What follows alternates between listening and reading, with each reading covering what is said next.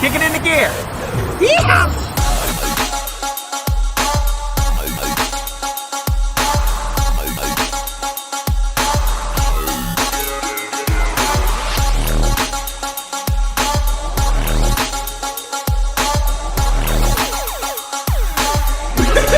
Like a penguin.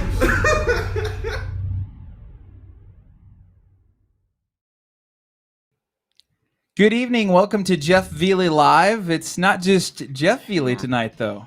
Yeah, I get to be here with you. I'm it's kind of weird, but it's good. Meet my lovely wife, Amber, if you haven't before. We're pretty excited to be sitting down and chatting together a little bit. This is the first time I've gotten you to do one of these things. I know. I can't believe I'm doing it. It's freaking me out. She is not all about the microphone. She is all about the behind the scenes. So this is an extra special treat and an extra special topic. We've been having a lot of conversations in our house, as I'm sure many of you have, just about just a lot of the craziness going on across America right now, from the shooting of George Floyd to some of the rioting to just all of the aftermath of trying to figure out how do we deal with this in our families? How do we talk about this with our significant others? How do we have conversations with our kids? And really, what's next in America, I think.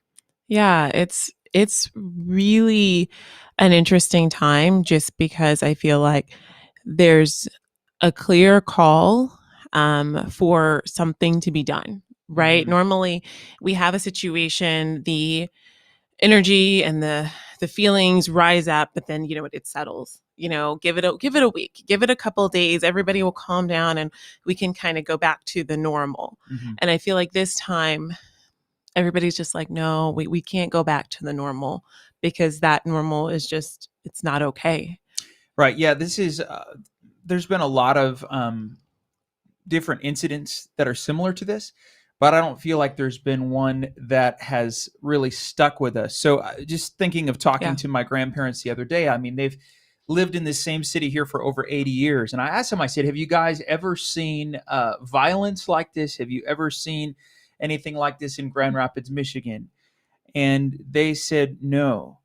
And we talked about things in Dallas. We lived there together for a year. You lived there for many years. And people are saying they've never seen anything like this, really, in their lifetime. Well, I think we've seen protests, and we've had some major issues and incidents in Dallas.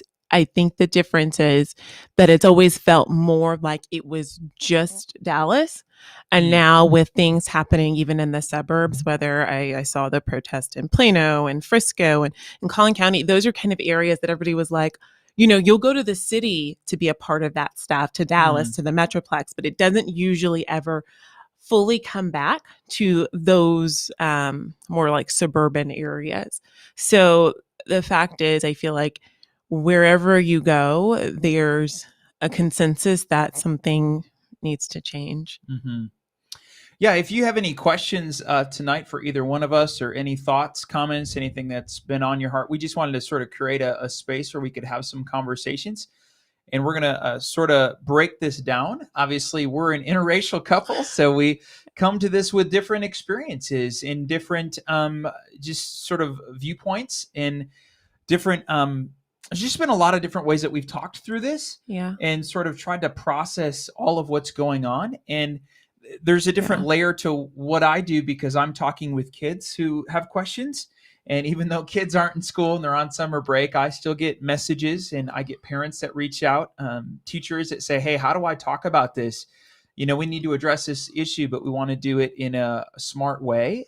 And we want to use wisdom. And I was just thinking of the words of Stephen Covey, just the idea of seeking first to understand instead of being understood. What does that mean to you? I think that's the biggest thing about this, is that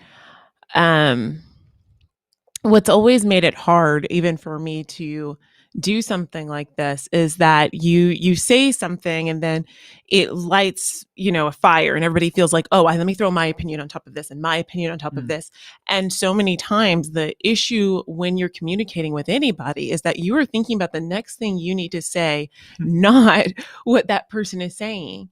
And so there's still quite a bit of miscommunication, I will say, in all of this, whether it's Black Lives Matter or um, any of the ideas of systemic racism. Those things are still a confusing matter. It's not clear, but I think the idea that just taking the time to listen. Mm-hmm. Right. I think that's what we've all realized. Like, hey, wait, we can say what we need to say. There, people are listening. You know what I mean? And that's everybody's listening. And so what do you do with that? What do you do with that kind of moment? You need to make sure that you're clear about what your issues are, and you're clear about like, hey, look, we're tired of this. Mm-hmm. And it's nice to feel heard. I think so many times, like, you talk about it, but you kind of quietly talk about it. You know what I mean? Like you walk around it a little bit. Like, I've never been one to say, like, right out the bat, like, oh, these are the things I've experienced and that's not okay. I've been kind of hesitant, like, because you don't want to stir the pot. Mm-hmm. And right now the pot's already been stirred and flipped over. So you're like, whatever, who cares? You know the pot done got flipped off the stove, y'all. So we're just going to roll with it. It's already over. So you might as well just be clear and say what you need to say. So cool. So talk a little bit, a lot of folks know me that are watching. They don't necessarily know you. So share with them a little bit about your background, what it was like growing up, where you came from, all of that. Okay. So I was raised in the South, in Texas for the majority. My mom is from Louisiana, like the country part. Like, it used to not even be on the map, y'all. And everybody from Head of Island knows that what I'm talking about. Like, you got one turn off. If you don't get that turn off, I don't know where you're going. You're not going to go there.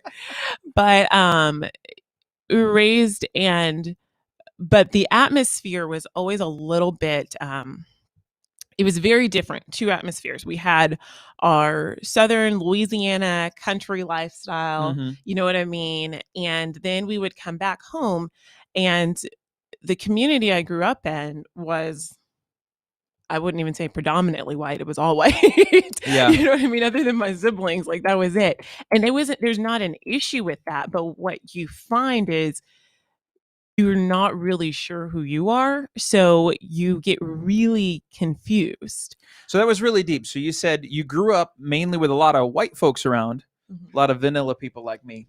It doesn't get any more vanilla than that, than this. I mean, let's be honest. We had to change the lighting a little bit because I look like Casper the Ghost when we sit down. It was like, oh, Amber has a great skin tone. And then there's me, lights bouncing off of my face. Nice. You're all right. Thanks. I got a little cherry on top of my vanilla though. How you doing? I told you about that joke. So you grow up, you're around a lot of vanilla people. And what was that like versus maybe other friends or your friends? You had a lot of white friends. Yeah. And I think the thing is, like, you don't, especially when you're little, you don't look and say, okay, that one's white and that one's brown. Like, you notice the colors. Don't get me wrong. I think it's really ridiculous when people are saying, I don't see color. From a small age, you see color. Like, yeah, the whole idea of being colorblind, I don't get that. And the reality is, I think we should see color because that's recognizing part of who someone is. It is. It's important. I don't think that us having different colors, complexions, appearances is by accident. It's on purpose. It's part of how you're uniquely created. So I don't think there's any point in anybody saying, oh, I don't see color, or everybody's the same. Okay, we're not the same. Right. Stop lying to yourself. Acknowledge the difference and embrace the difference. And I think that was sometimes the issue, is that because people are not sure what to do with differences, they would rather ignore them. It's easier to pretend that we're not different and everybody's the same than to say, okay, you're different, and kind of figure out how that difference works and just try to understand it, like you said. So a lot of times what happens is, you know what I mean? Like, I was different. My skin tone was different. My hair was different. Mom used to always fuss at me and be like, Amber, you can't go swimming in that pool like that. You know, your hair can't handle that. Like, and I was like, I just want to go swimming. So it's all frizzy. So, they get out and their hair is like a little frizzy. They're, a couple of flyaways, and my hair's like, whoof, instant fro. And of course she'd be mad because she spent, like, we're Black. So she spent like 5 hours doing my hair the day before. Anyways. And so that would be the issue, is not really understanding the differences. Hmm. So, yes, I'm different than you. Yes, I look different than you. My life is different than you, in so many senses, the way our family was at home, the way it was when we went to Louisiana. But when you're a kid, you get to the point that if your differences aren't recognized, you more so want to ignore them yourself, and so you do your best to Hmm. assimilate to what's around you. Okay. So, we have experiences all the time where, as a girl growing up, you're trying to figure out what beauty is. What's beautiful? Hmm. Okay, well, if I'm looking around at my community, they're all really light and I'm dark, and is that still beautiful? You know what I mean? So you don't have that same almost support system. You look at mom, you're like, my mom's beautiful, and like, my family's beautiful, but you just feel different, and you're just not sure. I think that was probably the thing that all the time I was trying to figure out was, where do I go? Now, are you saying as a young girl in general, or a young African American girl in general, Well, or are you saying growing up in a white community, there were more questions that were I raised? think the thing is, number one, as a girl growing up, you're always questioning beauty and what Hmm. that is. But when you're growing up and you're not, what's the word? You're growing up and you're not really able to see other figures that look like you Hmm. and that are presented like you, and they're seen beautiful. So you've got, what a lot of people assume is like black, like they have so many assumptions about what black is, like, the way you speak, the way you handle yourself, where your hair is, that's black. And so you look and you see, musicians and singers and rappers, and you're trying to figure out, okay, is that what's beautiful about me? Like, how do I relate to that? And you don't, because I'm completely different still. Uh-huh. I'm an awkward, gawky teenager, and this simple things, like, I remember, we would go to camp, and so, like, all your white friends are like, I want to get a tan, and you're like, I'm already tan. You know what I mean? Like, what do I do with that? Like, and you I'm just praying at some point in life I'll be able to tan. Like, that is like a dying wish. yeah, but you're darker already. And then you're like, okay, well, you're darker. And then what happens when anybody goes in the sun, except for this one right here, Thank is you. you get darker. And so, but there's like a negative stereotype that you don't realize. I remember the first time we were at camp and I was getting darker, and we were outside, we were playing games, and somebody like looks at me and goes, wow, you're really dark, like in a really negative way. And I was Hmm. like, Okay. oh, wait, being dark isn't, like, it's not okay. Like, you like brown, but not dark brown. You know what I mean? And so all of a Interesting. sudden you're like trying not to stay in the sun. Okay, I don't want to get too dark, because if I'm too dark, then I'm too black. Hmm. You know what I mean? That I take somebody out of their comfort zone because my skin has just become too dark for them. Sure. I want to come back to that. So, what's interesting is you sort of had two different worlds you grew up in, right? One is Dallas, very, very diverse city. The other is Louisiana, but like really country Yeah. Louisiana. And that was much more segregated and all that. And then you've got me growing up here in the north, other side of the country. Obviously, we don't cross paths for a long time. Yeah. And so I grew up in pretty much an all white neighborhood. I went to an all white private school, preschool through fifth grade. Then I went to a charter school, a little more diverse, sixth, seventh, and eighth. And then for high school, like, I was the minority.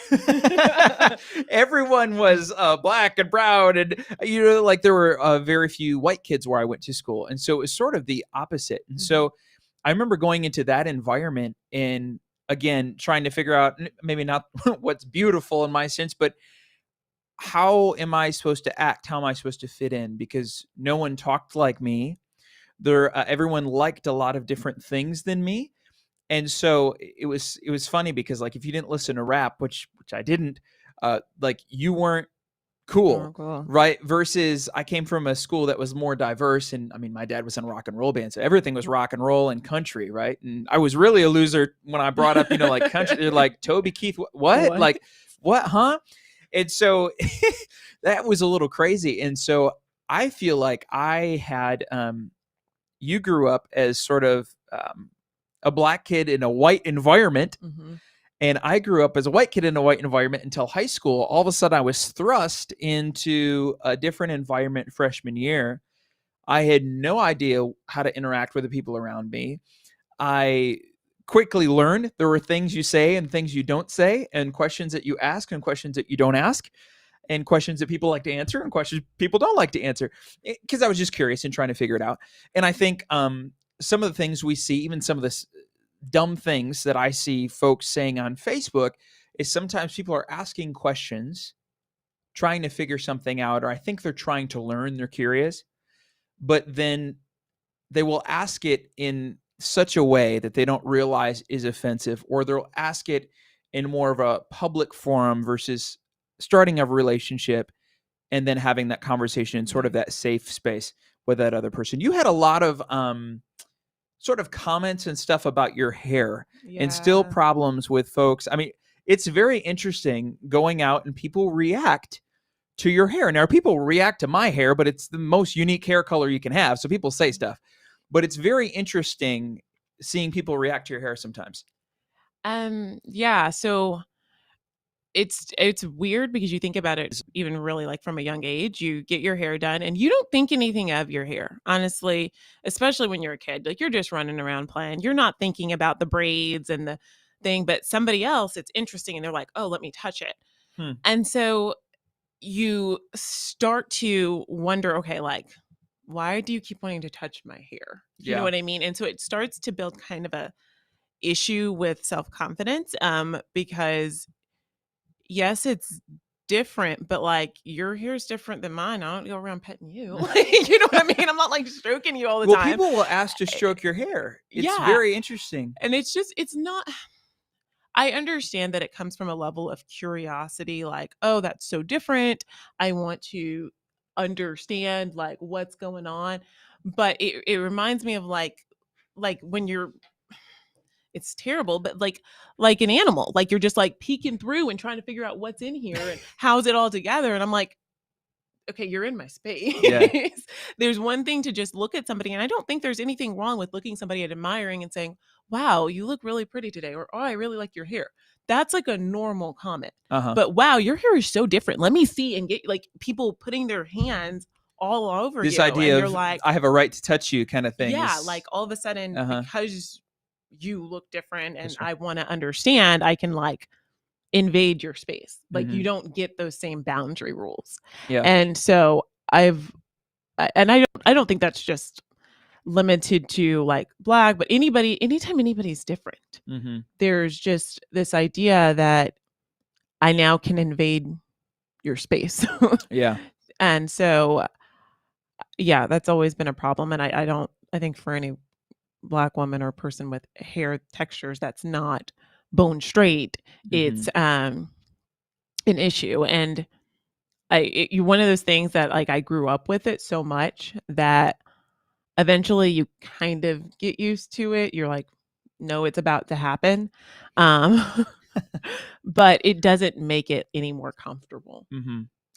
So let's go back to the video, which of course everybody's talking about. Everybody I think has seen it, is horrific as it is.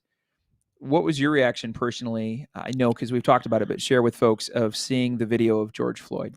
It's so sad. I think I'd even cry right now because seeing somebody dying and seeing other people just so callous and not care is really sad. Or the whole idea that somebody can be considered so worthless that I don't care if they did say this is a reaction from drugs or whatever the defense was. You're not trying to help this person. You're really not trying to help them. You're not literally, you don't care about them. They're suffering. Somebody is clearly suffering in front of you. And the fact that your heart can be so far removed from something like that it's scary. It's scary to think that you can literally look at someone suffering and just be that so cold and callous. And so that's what happens. You like look at it and you get really sad because you see him suffering. You see the pain and the agony, and it's like nobody else sees it. Like nobody's getting that this person is dying, not just like alone, but literally with no love around them. Mhm. Like losing mom this year was really hard, but she was surrounded by love. Yeah. This man died surrounded by hate. And that's terrible to think about. You know what I mean? And Yeah, so your final moments being of that, no one mm, caring, you're crying crying. out, And that very was what was difficult. yeah, and it's hard. It's obviously hard. And you wonder about other people that you know. You Mhm. know, I think that's the big deal is my brothers are black. You know what I mean? I'm black. I I don't think anything about that changes their value or their worth as far as how they're treated. And so seeing it is really hard and it's still gut wrenching. Mhm. Yeah, and I think anytime you watch that tape, anytime anything comes up on the news, my mom, it'll come on the news, and spending time with her, and she's like, "Hey, I don't want to watch that again." It's just, it's so difficult to watch with the violence and everything. It makes sense. People don't want to watch that anymore, and shielding eyes for your kids and all that. But I think the difficulty is that it's the reality, and I think there is. As much as I think we want to shield ourselves from it, I think there's a part of us that really needs to see that, and we need to understand that happened because it's only in acknowledging some of what's Yeah. going on that we can say, "Hey, we want to make this change." Yeah. I always say that. I mean, like, I know it's hard to watch, but imagine, I mean, it was hard for him, right? It's the same idea as that when for some reason we think that just because it's uncomfortable that we shouldn't have to be a part of it or associate ourselves with it. But those moments of uncomfort and discomfort are important no Hmm. matter what you go through. You're not always going to be comfortable in life. We know this. We learn it from it as a child. And this kind of thing that he went through, it's important that we know. It's Hmm. important because only if you know what somebody's went through do you work to prevent it. If you can shield yourself from it, if you can make it distant and be like, okay, that's over, I don't have to really think about this anymore, then it goes away and it falls away and nothing's ever changed. Hmm. And so I understand why people don't want to watch it and I understand why they don't want to think about it. Um, but it's not going to help anybody. Yeah, and obviously George Floyd just one of many stories. Obviously, that was Yeah. the one that sort of launched this new discussion and this sort of wave of the protests and all of Yeah, that. I think But it was kind of like the breaking point. yeah, it was sort of the straw that broke the Yeah. camel's back, I think you could say. I mean, we were seeing things when we were living in Dallas. There were some things that happened down the street from us, similar situations, and it's difficult. And I think I was talking with some friends, and we were talking about how some of it's a black and white issue, right? Not to be funny, but it is. It's a black and white issue. Some of it is a black and blue issue, talking about cops, and then some of it is just a love hate issue and do the Right. right thing, do the wrong thing issue. What's been really interesting for us in this whole piece, people have contacted Amber, asked her, hey, how are you doing with this? People have asked me, hey, what are your thoughts about this? Obviously, I talk about, bullying and aggression in schools and conflicts. So I've gotten a lot of questions. And I feel like we look at this through a different lens. And here's why. Our family Yeah. is black and white and blue. So we have white folks in our family. Mhm. We have African American folks in our family. We have cops in our family. Yeah. So when you have all of those different, when you have, different folks, different skin colors, but then also that vocation in your family, you cannot point fingers because you realize very quickly you are pointing your finger at one of your loved ones. Yeah. And it keeps you on a very short leash. I just love, I teach this in the schools everywhere I go. I've shared this with a million kids. I'm blessed. God's allowed me to do that. the golden rule, I think, is what we need to look back at. The idea of treating others the way you want to be treated. And I have this thing, and you know this, and anyone that's heard me speak, you've heard me say this over and over. I hate the word bullying. Hate is a strong word, but I will use it. I hate the word bullying. Why? Because it's this umbrella term. People slap it on everything. Kids now use it as a joke. They say, "You trying to bully me?" Or "She's bullying me." But it's a joke. It's a joke. It's been used and overused so much. Educators, mental health professionals have what they call bully fatigue. They've heard this so much. And so I saw someone post earlier today. I didn't tell you about this, but I saw someone post, and they said it was a whole list of resources they were giving out to educators. And they said, here is a whole collection of anti-racism resources. Please use these with your students. And they posted it in a Facebook group I'm a part of. And I'm like, I can see this train coming from a mile away. I've talked to a million kids about this issue with bullying. I've done this for over 10 years. And when I started talking about this issue, I, with a friend, launched an anti-bullying movement. And it was anti-bullying, and we're not going to let you do this anymore, and yada, yada. And I realized when you are anti-something, you're putting a lens on. When you're anti-something, it's like you're putting glasses on. And now you actually have trained yourself to look for the negative. Mm-hmm. You train yourself everywhere you go to look for something that you're standing against. And so I realized for a while this caused me to look at hate and injustice so I could speak up about it and so I could be against people. I was like, well, why am I not for something? Why am I? It's so much more powerful to stand for something than to stand against something. And it's so much more positive to stand for something than against something. So I commented on this woman's post, and I said, if you don't mind me making a suggestion, I was trying to be really kind. I didn't want to offend her. I said, if you don't mind me making a suggestion, I said, from someone who has previously worked in the anti-bullying movement for 10 years, I've talked to a lot of kids, I would encourage you, remove the word anti. I would encourage you to stand up for people instead of standing against people. Mm-hmm. I think you will find more joy.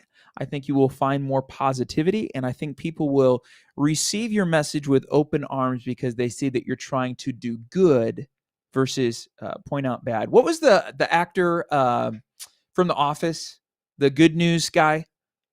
Oh, wait, you just did this on trivia. Krasinski. If you know, Krasinski. I was throwing it out to them. John Krasinski.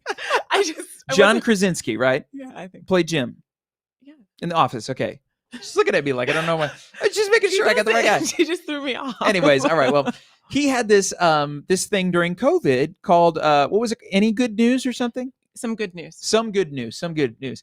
And I loved it because everybody was sharing bad news, and his angle was, "Hey, I'm going to come in with a show where it's all about good news." That's awesome. It's all about good news. And so he came on, and eventually a network purchased the show from him, the whole concept, because it went crazy. So that's awesome.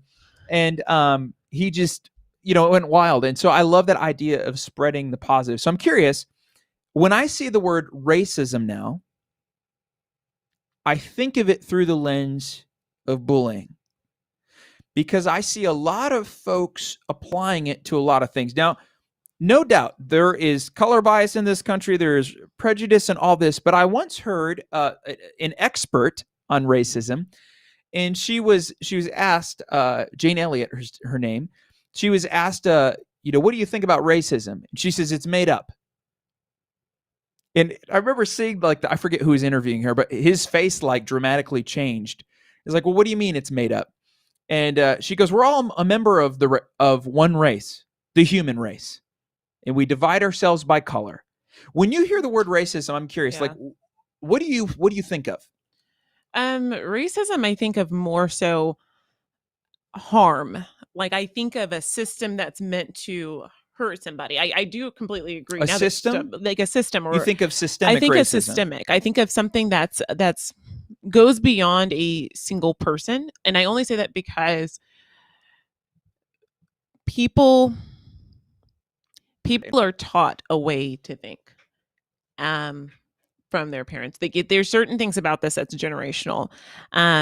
And when that kind of hatred exists, and that idea that there is a superiority based upon the color of the skin, which now that you say that racism doesn't make sense, I think it's a colorism thing rather than Colorism. racism.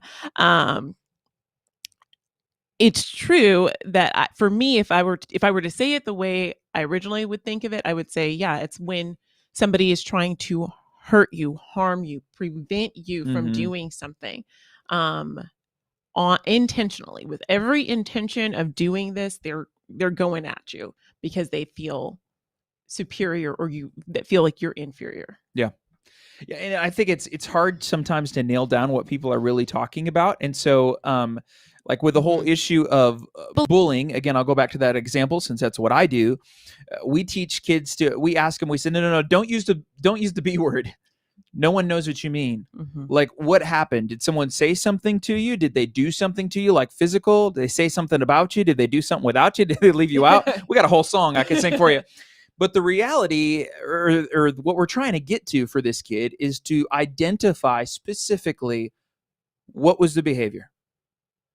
What was the behavior? And then how did it make you feel? And so I feel like with That's important. racism, as I've been having conversations with folks, they're like, well, so and so was acting this way and that was so racist. I'll be like, well, what was racist? It's like, well, they were being racist. Okay, but what did they do? Help me understand. And Because there's a solution to this problem somewhere. But what I found with the whole bullying issue with kids, if you don't clearly identify the problem, it is extremely difficult to find the solution. yeah, no, and I get what you're saying, because if you just attack racism, it's like you said, we're anti-racist. Okay, but what exactly are you not for? Well, we're not for people being treated badly because of their color. How are they, like you said, how are they treating you badly? What are they doing differently? And so Mhm. there's so many different factors of this that you do have to narrow it. You do have to be clear on things that you're not for, things that aren't okay. If that's what you're going to go with. But I think it's important to, like you said, if it's easier, it's actually a lot easier, instead of listing all the things like, I don't want you to discriminate me based off of my color for what school I go to, and how I speak, and what job I go to, and you can't tell me that I can't have this loan or whatever because of my color. You can go through a long list of ways in which people can be um, really discriminatory towards somebody because of their color. Yeah. But the easier thing would be to, like you said, go for unity. Okay, unity is a word that I feel like everybody knows what that means. I'm Mhm. unified. I'm willing to be with this person. I'm equality. Like but we're on the same level. I feel like that those are easier words, and are much it's much easier to apply those words to multiple situations and not have it so muddied Yeah, and as then the I word. think there's equality, but then there's also equity as Yeah. well. Which a lot of times I think when people are saying equality, what they really mean is Equity. equity. Yeah, Hmm. which is sort of closing the gap. So, yeah, treating everyone equally, but if someone doesn't have the same background, if they don't have the same opportunities for different reasons, then there's a gap Yeah. that we have to close somehow. Right. And that's important. What do you feel like let me ask, cuz we have, I know, parents and teachers and stuff watching. What are some things caring adults in your life could have said or could have done to help you navigate some of the challenges of, whether you want to call it color bias or prejudice or racism? What could an adult have done to help you better navigate that? Um, I don't know. I feel like my parents did a really good job of clarifying those things.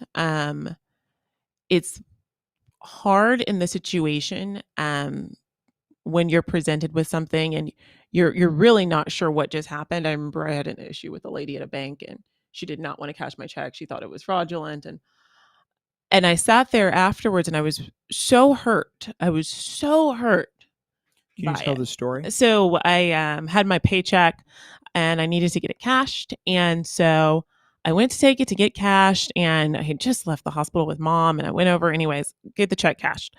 And so I walk over to the teller, and I have my ID, I have all my stuff. And she like gets the check and she's looking at me, and she looks at the check again. She looks at me, and I was like, "Is there something wrong?" She's like, "No." I was like, "Okay." And so then she like pulls the other teller over and she starts whispering to her and pointing at the check and then pointing at me. And then I was like, okay, really? And at the time, I'm the manager of this company. So I'm like, okay, what is going on? Like, is there something wrong with these checks? Like, we did have a bank merger. Like, what's going on? And she's like, it's just a lot of money for someone like you. She said that out loud, though? Yeah. And so the other teller is horrified.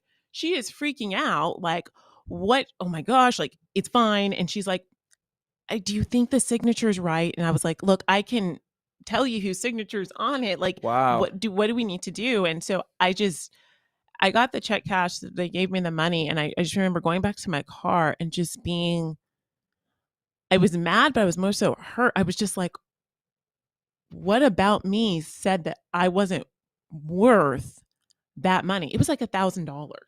Like, but something in your mind said, no, there's no way this person, that girl in front of me, is worth $1,000. And so that's why it was so hurtful. And so I I feel like I handled it. I stayed calm. I didn't, flip out, and I wasn't like, I don't like anybody that's white. You know what I mean? Or I didn't scream, "Oh, this is racist. She's," you know what I Glad she mean? didn't say that. I would be in trouble. You'd be in trouble. Wouldn't have worked out for me so well. but my mom had always explained to us that there's gonna be people who look at you and think less of you, Mm-hmm. and you can't control what somebody else thinks of you, Mm-hmm. but you can control what you're willing to accept. And so at that moment, I had a choice. I either accept that I'm not worth the $1,000, or I realize who I am and that that person did something wrong, but that's not who about that doesn't Mm-hmm. determine me. And so that's what I did at that moment. I was like, you know what? I'm just going to move on. I'm going to forgive her, and we're going to keep going forward. Mm-hmm. So, but I would say that the most important thing is what my parents did was telling you these things are going to happen, but making sure you understand who you are and what your value is. Yeah. There's a lot of folks, I think, that have been silent on this issue. They've not said anything. They've not taken any sides. And I think there's a lot of folks that have never spoken up before.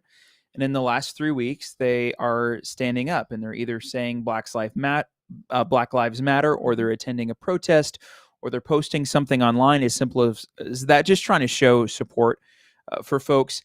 I'm just curious, like, what is that like to see that?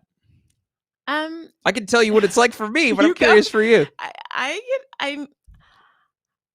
I was like really hesitant because I always like to see more so like when it pops up, like what's going to happen to some of the people that I grew up with. You know what I mean? Like, I want to know, what do you think about this? Because I'm excited because I understand that it's important for not just me, but for people like me. I always look at my brothers and I always am like, they matter. Like, you know what I mean? But I really do. I start with looking at those around me and seeing how they respond. But for myself, it's a moment that I'm like, okay, I'm going to use this to figure out how to love well. Yeah. Like, let's That's love good. this community well right now. That's good. So That's really cool. Yeah, I think there's or another question. Let me ask another question. How would you like, folks of the vanilla color, how would you like someone that's white that may not completely understand but want to stand up? How would you want them to stand up? And let me preface it with this. I've seen some folks do some very creative things, yeah. but I've also seen some folks do what I would call some stupid things. Just in to the point of where I go, okay, I think you started with good intentions, but I feel like you're trying to bring the spotlight on you or attention to yourself, or you're just dramatizing an issue where it could have been a very simple, peaceful, or kind response. Like, help me understand. Like, if someone is watching and they want to be an advocate, an ally, whatever you want to call it, they want to support folks and say, hey, no, I think we should treat people of color equally, like what should that look like? Um, I get what you're saying because I can think of it, and I will say that goes for. I'm gonna be honest, that goes for Black and white communities. Like, I've seen some Black people. I'm like, that is foolish. Like, that is not helping anybody What you right now. doing? Like, literally, this is not about everybody. This is about you, and that's the most important thing. Is when you can take something and pull yourself out of the equation and look at the other person and say, okay, how can I help you? That's an important question. You shouldn't be afraid to ask that question. What can I do to support you through this? So I love that. So you're asking versus assuming or making that Yeah. decision. Asking, how can I support you? Yeah. Yeah. That's really important because as far as the community or anybody who's going out there, if you're protesting and just walking and being supportive, that's one thing. But if you're out there yelling obnoxiously, ask, be like, hey, I want to be strong and protest with you. Mm-hmm. What should I do? You should hold this sign and you should walk. Like, let somebody talk to you. Let us be, like we said, understood. Mm-hmm. Because it is an amazing moment to have this ability to speak clearly. And I don't think anybody wants the voice to get all muddied and confused by this person doing something over here that's actually contradictory. Yeah, it's to me what contradicting what you're trying to say or what agree. Yeah, gotcha. So I think the most important thing is to ask, Mm-hmm. and just to take time to understand. I literally feel like there's nothing that would mean more than the ability to clearly speak and be heard about this and to not feel judged. I think a lot of times when I felt like I'm having this conversation, it's how much can I say before I offend somebody or make them feel uncomfortable? You know what I mean? Like, I don't tell, like, right now I told about the bank thing. I haven't told very many people about that because for some people that will make them uncomfortable and they'll be like, oh, and they don't know how to respond. You know what I mean? You say a story like that and they're like, oh, that's bad. Awkward silence. Right, yeah. But it's an opportunity to say it. So I think like being understood and taking time to talk to somebody about it. Yeah, I think there's a really cool thing. I teach it when I speak. One thing I talk about, again, schools invite me to talk about this issue of bullying. I try not to use the B word, but that's how a lot of people know it. And I tell the story of sticks and stones. So in the anti-bullying movement and in a lot of schools, that is taught. They say, well, that phrase isn't true. That's a lie. That whole sticks and stones will break my bones. Words will never hurt me. So I love to, in my speech, include that. And then I say, how many of you guys have heard that before? And I tell you, it doesn't matter if it's kindergarten and first grade, you see less hands. Every other grade, second through 12th, every hand in the school, except for like 2 go up. They've all heard it. So does anyone know where that came from? I only ever had one person get it right in all the years I've done this. It was a teacher in Arkansas, and my jaw literally like hit the stage. I was so shocked. No one had ever guessed it right. And I said it was the middle of the it was the middle of a war in 1863. Anyone know what war that is? And I had a little 5th grader one day. He goes, World War III. I was like, all right, stay in school. Don't do drugs. Okay. Don't write that down on your test, buddy. You're going to get it wrong. I go, what? He's like, my dad served. I was like, dude, put your hand out. I said, it's the middle of the Civil War. And I said, there was this very interesting meeting. It was a secret meeting, took place in the basement of a church building. There was this group of parents, and they got together because they were scared. These parents had something in common. They were all slaves. They were all African American. And slavery was about to end. You know, the Emancipation Proclamation is about to get signed. But these parents were smart.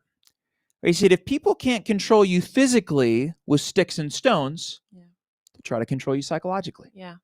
They'll try to mess with your mind. They'll try to hurt your heart. They're going to try to do anything they do to still have that control. And these parents said, how do we protect our kids? So they got together to have this meeting. And some of them, of course, were concerned about objective harm, harm to their kid's body or their property. They were worried about that. But a lot of parents said, well, we've dealt with that for a long time. We need to also talk about not just if someone hits you with a stick or a stone, tries to break your bones, but what do you do when someone tries to hurt your heart? Yeah. What do you do when someone calls you that name and uses that racial slur? What do you do when someone won't leave you alone? They're beating you down. They're telling you lies about yourself. How do you stop yourself from believing that? And by the way, parents are still trying to figure that out today in 2020 from 1863. Come on. Oh, Come on. said Sorry. He's preaching now. She thinks we at church. Okay. And these parents came up with this interesting phrase. A dad stood up and he said, "Sticks and stones are going to break my bones. There's nothing I can do about that. But words? Words will never hurt me." He says, y'all want to know how to solve this? We got to teach these kids to guard their hearts, for out of it flows all of the issues of life. If we can teach our kids to protect their hearts, we can teach them to protect themselves from being hurt. So he says, so I'm going to teach my kids, yeah, stick or stone will break your bones, but words will never hurt you. Not because words don't have the power to hurt you. We've all been hurt by words, but because words only have the power that you give them. Yeah. And I think as much as we try to change systems, I think as much as we increase accountability for police, I think as much as we maybe start making Band-Aids in another color, it's interesting. Yeah. If you need a Band-Aid, good luck finding one that matches her. Yeah. Honestly. Yeah. I went to a racism training and they were trying to prove that racism exists and white privilege exists. And they started asking us questions. They said, well, if you need a Band-Aid, what do you do? I was like, I go to the store, like the medicine cabinet. And they're like, yes. And when you put that on, what do you see? I was like, I don't know, that you fixed. You need some Neosporin. Like, and every person of color in the room says it doesn't match. 2 days, all day of training, both days. And one of the biggest things I walked away with is I was like, whoa. Stuff in the store isn't made to match. I remember moving to Michigan from Texas. That was hard. And you goes, where is the ethnic hair store? And I said, oh, the one I go to every Wednesday. Let me drive you there. I was like, I don't know. I think there's a place on 28th Street. Like, I don't know. And we would go to stores and I would get my hair products, my little hair gel to, puff my little ginge up. And there was nothing for you. Yeah. Yeah. It was like leftovers and picked over. 2 aisles and then there would be there would be like 2 like baby shelves of like potential products I could use for my hair. And I was like, okay, well, I'm just going to grab all of it because that's all that's here. Right, yeah. But she had like 5 different products in the bathroom here. You're trying to make it work. Trying to figure it out. Yeah. Wild. So I think that there's things that we need to do to change systems and provide accountability and all of that. And there's a lot of things we can change in society. But I also think, like, as a parent, if you're a parent, you are a person of color and you're trying to figure out how to help your kids. I mean, if I learned anything from playing with paint in kindergarten, our kids are going to be gray. Okay. They're going to look like a shirt. There's going to be we're going to have some conversations. And I can tell you, as a dude that teaches resilience, I'm not just going to teach it when I'm at work. I'm going to teach it when I get home. Yeah. I'm going to say, listen, there's people that are going to say certain things. Yeah. They're going to notice that your hair is natural. They're going to notice that it has a tint of dad. And they're going to notice that you tan much better than dad. How are we going to talk about this? And I'm going to teach them. Sticks and stones will break your bones. Someone does that, you have to defend yourself. Someone, punches you in the face and they cause pain, that's a crime. Crimes deserve to be punished. But if someone tries to break your heart, guess what? They got to go through your mind first. Let me teach you how to help yourself out up here so they can't hurt you here. That's what I do. And I think that what I do in schools, teaching kids how to deal with verbal insults and rumors and exclusion, there are so many of these situations that happen with whether you want to call it color bias or prejudice or racism. And I think there's a lot of those solutions that can be applied to racism. Now, some of it is objective harm. Someone hitting you with a stick or stone. Beyond the... Stealing your property, thinking they can do something. Right? So that's criminal. That's not where I work. I'm not a cop. But we have a member of our family that is a cop, and we have conversations. And he says, well, what if you try this? Or what if you do this? Or here's how, if I pulled up on the scene, here's how I'd handle that. So I think these are healthy conversations, but I think we do have to teach our kids how to guard their hearts. And then we have to let them know, hey, that was a crime. That was nothing you could control. That is not because they may have treated you that way, but that wasn't right. Right. And there's nothing you can do about that. There's nothing you could have done to prevent that pain. And here's how we need to intervene. Here's how we keep you safe. Right. Right. No, I think that's 100% it, is learning what your value is and building that strength on the inside so that it is that shield and armor you need for the outside. Mm-hmm. Because it's everyone knows that as much as we are right now, we have this voice and we can speak about what's going on, not everyone's going to change. Not It's true. everyone's going to look at you and still say, you know what, me having thoughts of superiority because of my color of my skin, or thinking that you're a robber, or thinking that you're ghetto, or whatever judgmental thought they have, just because we have this moment, they're not going to all go away. Mm-hmm. But what I can do is allow the people that have felt like, oh my goodness, I don't have a voice and I'm not heard and the value is not there. I don't have it. No, you do have that. And this is a time to bolster that up in people. In saying Black Lives Matter, what we're saying is you matter. Mm-hmm. You matter. You have value. And don't let somebody take that away from you. Yeah, and I think another thing is, let's not let anyone else's agenda, any politics, Yeah. water down the purity or the kindness of some of the messages. I don't just mean as it wasn't a reference just to Black Lives Matter, but I think there's a lot of folks hopping on bandwagons, trying to add their own agenda and taking what is someone's pure gesture of kindness and sort of manipulating it for their own purpose. And that's a hard thing to see. It's a hard thing to see. Yeah. Awesome. Well, thank you for having this discussion. Thanks, y'all, for joining. We see your comments here. I didn't want to get thrown off because y'all that know me know I have ADD, but we're sending some love back to you. Yes. Thank you And all so much. thanks for tuning in tonight. Hopefully we can have other conversations like this. Yeah. I think it was really good, and I'm glad you can be a part of it. Thanks for inviting me. Yeah, absolutely.